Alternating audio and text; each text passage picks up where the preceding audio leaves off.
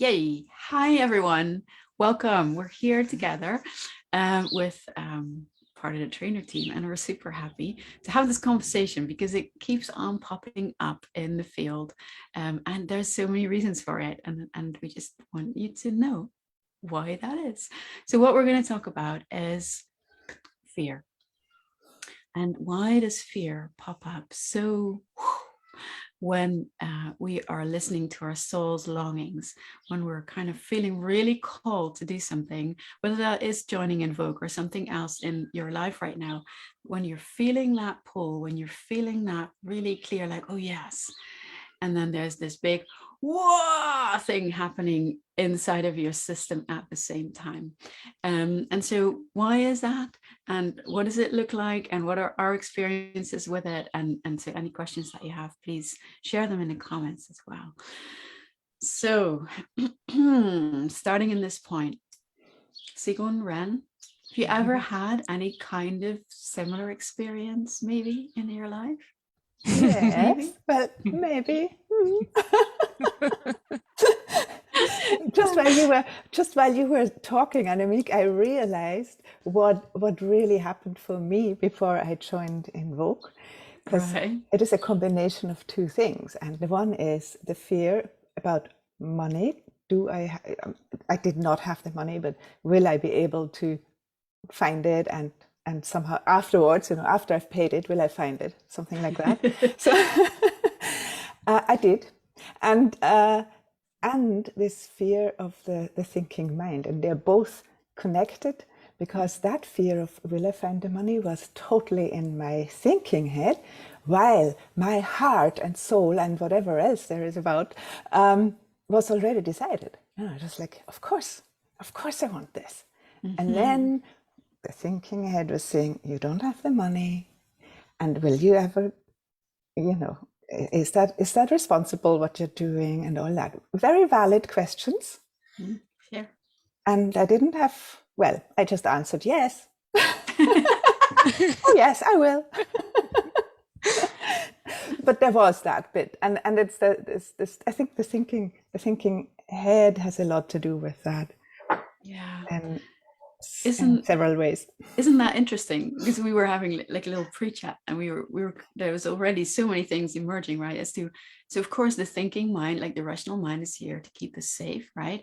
It's like this kind of like part of us that's attempting to have and take control over our lives, even though we kind of know we don't live in a universe that can be controlled from our thinking minds. Our minds are like, oh, we've not seen that memo. We're going to try anyway. We're going to go for it. We're holding on. Because what else is there in terms of like, where else can we find safety in this scary paradigm shift? Because I think this is also part of it. Like this, when we're talking about paradigm shifts, it's like when we allow for the feminine part of life to be in our worlds, that comes with chaos, destruction, unpredictability, emotional, a connection with emotions.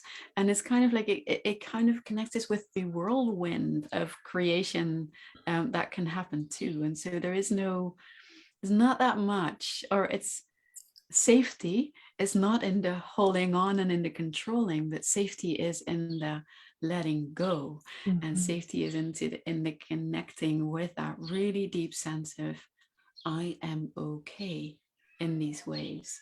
And so it's like the thinking mind is like going like, oh. Like, if you're heading that way, I'm losing ground here. I'm losing ground. Don't make me go there. And I think this is kind of part of what we're coming up against. Yeah, thank you for that, sharing that, Sigun. I know there's a lot of people who are in that same place, specifically in regards to that decision of joining Invoke.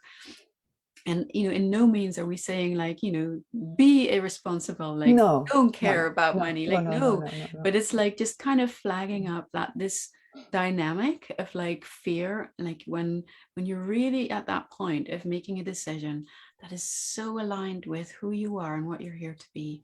Just realizing that that fear coming up is very much part of the equation. It's very much part of the dynamic. And it's also reminding me of a little bit of my own history, and then I'll stop talking, and because I can also stop talking. People who've seen the 5 days it's hard though. I can't really stop talking. Just thinking about how when I did my first Reiki course, I think it was my early 20s, and I was asked to be an assistant for the next one. I was like, my ego is like a little bit, ooh, but then I was like, oh no. I'm a career person. I'm gonna really go for this like mainstream thing. I know, no.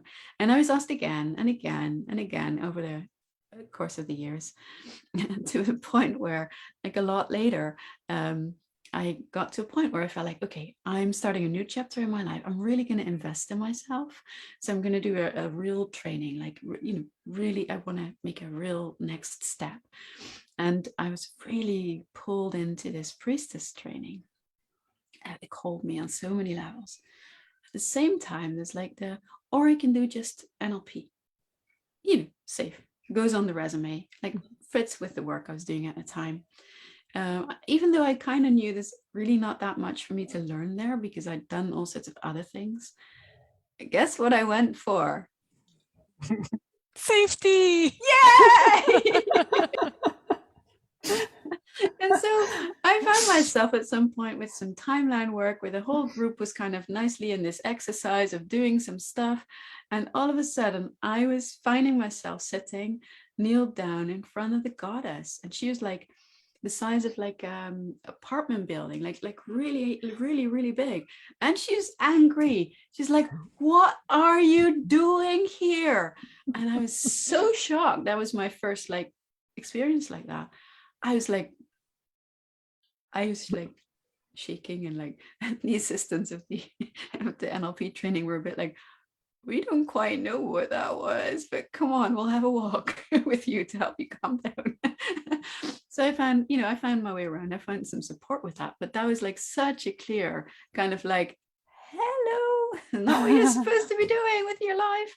And even then took me like another 15 years before I actually decided to listen to what I'm here to do. Yes, my health did not get any better in the meantime. Might be related. It was the one thing that gave me the courage to do it. So yes, I understand about fear when you're being called to do something which doesn't seem to make sense to your logical mind or the world that you come from, or like the conventional path. And so yes, it's just part of that. It's just part of the deal. And if there's anything I want to say, it's like, you might want to listen anyway. You just might want to listen anyway. Yeah. Yeah. So many ways these fears pop up. Yeah. Right?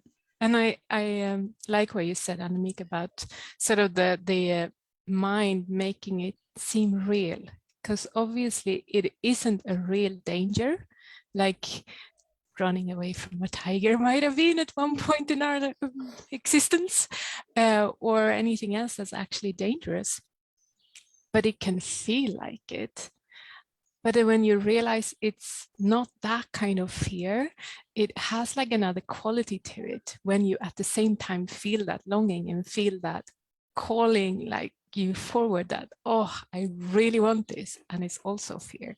It's like another kind of quality. I know some people say, oh, fear is just like excitement or something in another shape. It's a little simplification, I think, but it's like definitely another quality.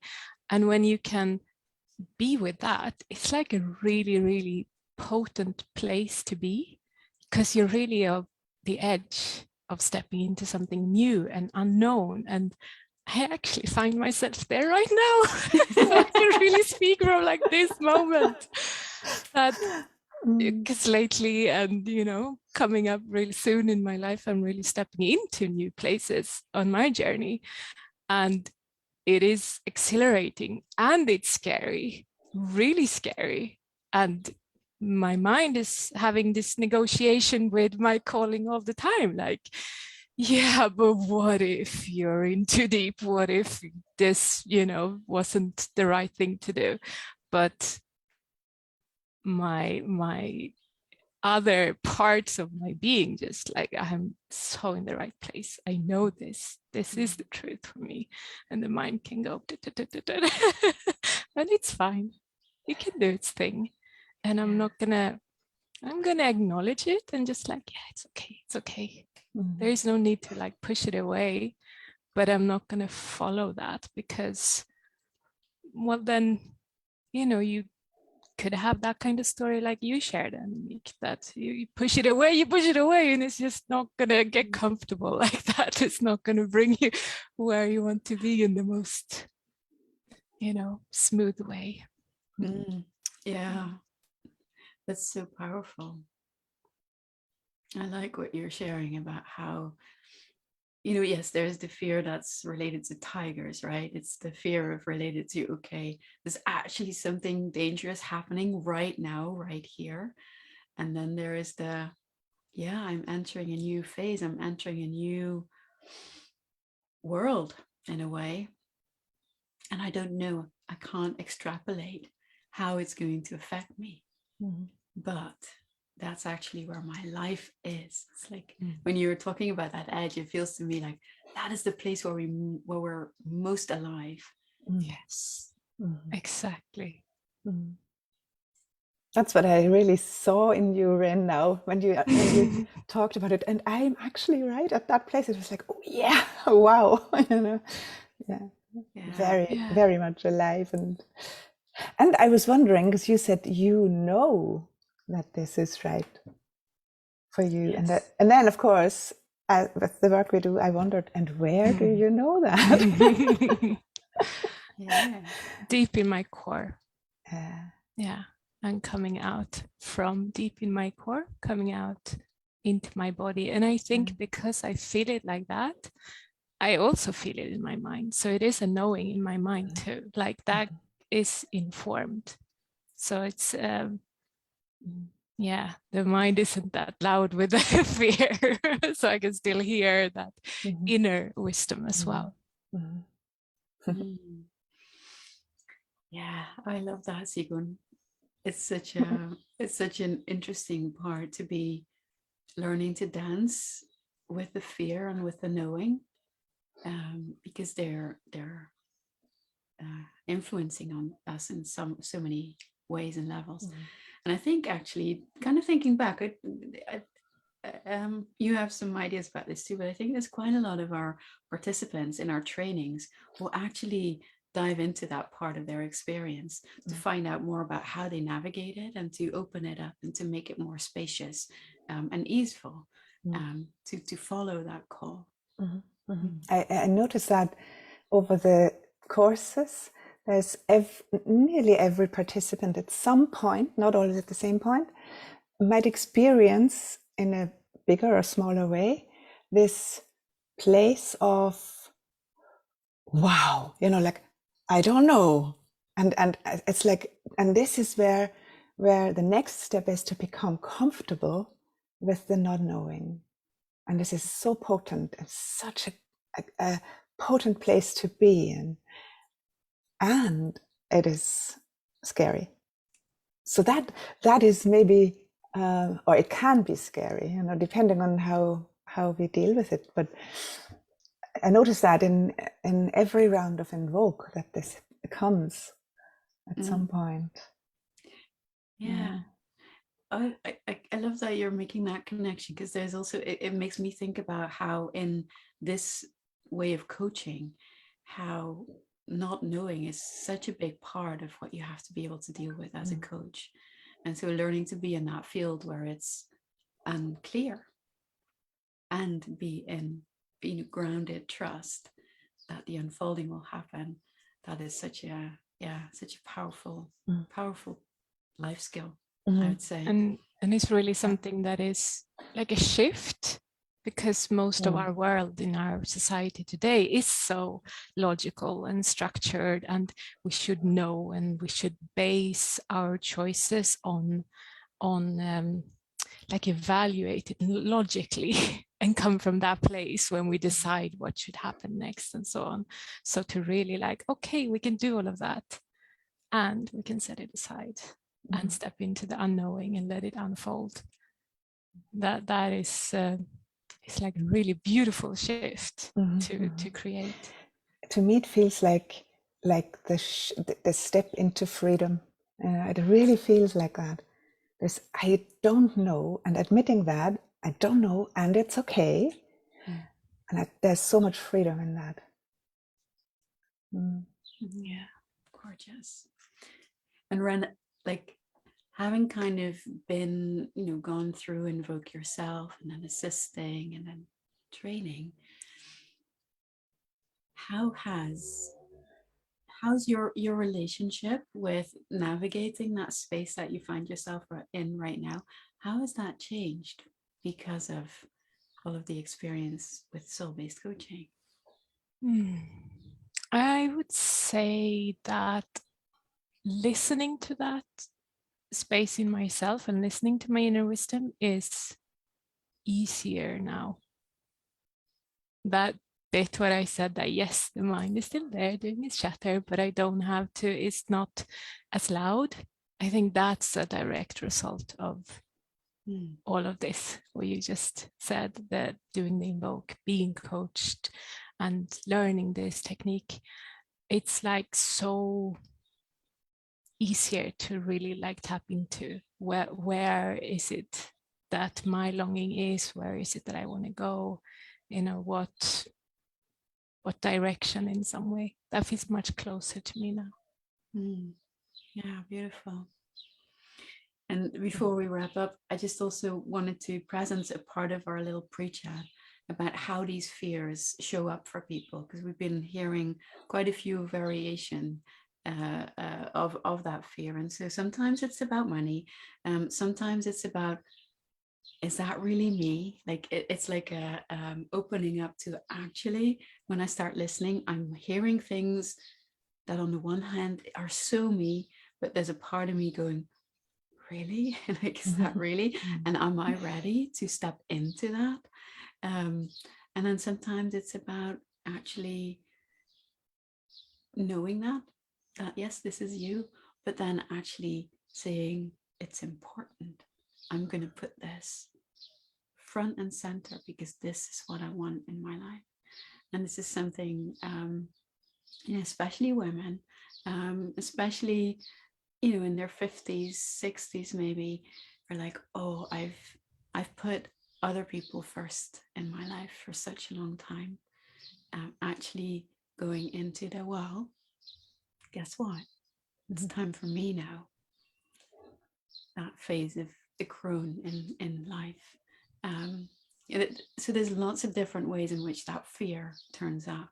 It's like the fear that goes with, the guardians of the threshold that we talk about in our training as well. It's like are you sure you want to leave the known comfortable place? Even though, the known comfortable place is like, for me, it was like yeah, I'm wearing a suit and I can just about breathe and just like, yeah, this is what we do and this is what it looks like. I'm really safe when I stay. Very comfortable. Yeah. It was very comfortable. If I just stay like this and don't move too much, I'm very comfortable.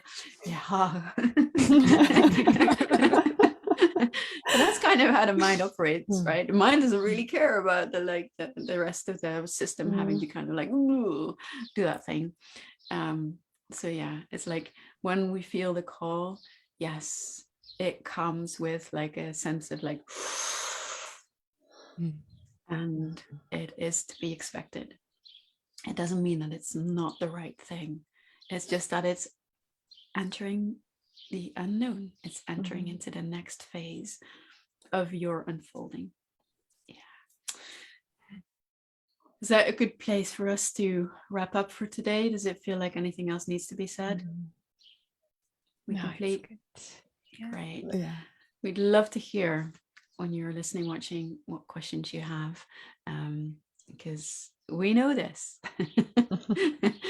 And it is part of life unfolding, and the fear is welcome too. All right, thank you very much, Ran Sigun. Always a joy, and thank you all for watching. Until we meet again. Thank you. Bye-bye. Bye bye, everyone.